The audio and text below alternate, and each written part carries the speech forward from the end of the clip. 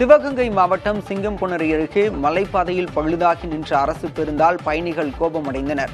சிங்கம்புணரியிலிருந்து அரசு நகர பேருந்து பள்ளி மாணவர்கள், ஆசிரியர்கள், அரசு அதிகாரிகள் உள்ளிட்ட பயணிகளை ஏற்றிக்கொண்டு பொன்னமராவதி நோக்கி ஒடுவன்பட்டி மலைப்பாதையில் சென்றது. அப்போது நடுவழியில் பேருந்து திடீரென பழுதாகி நின்றது. இதனால் பயணிகள் பலர் வேறு வழி இல்லாமல் நடந்தே சென்றனர். உயிருக்கு உத்தரவாதம் இல்லாத வகையில் பழுதான பேருந்தை மீண்டும் மீண்டும் அனுப்புவதா என பெண் பயணி ஒருவர் ஓட்டுநர் நடத்துனருடன் கேள்வி எழுப்பினார்.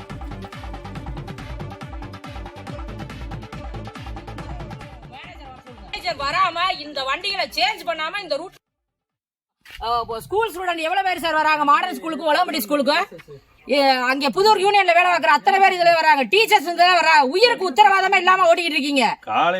உங்க டிப்ளமோ மேனேஜர் 10 நாளைக்கு முன்னாடி பார்த்து கூட வண்டியை சரி பண்ணி அனுப்பலைன்னா இந்த வண்டியை நான் தொட விட மாட்டேன், எடுக்க விட மாட்டேன்.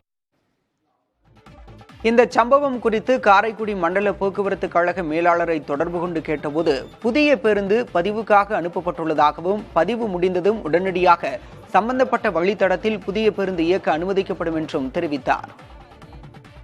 ஒரு வண்டி 11 இருந்தது, பிரச்சனையா இருந்துச்சு, அதை மாத்தி கொடுத்துருக்கீங்க. சார் வணக்கம் சார். சார் வணக்கம், சொல்லுங்க சார். மாத்து வண்டி போட்டிருக்கீங்க சார், ஆனா வர்றது அதே வண்டி தானே சார் வருது. அதே அந்த பேப்பர் ஓட்டுன 13ஆம் நம்பர் தான் வருது. ஆல்ரெடி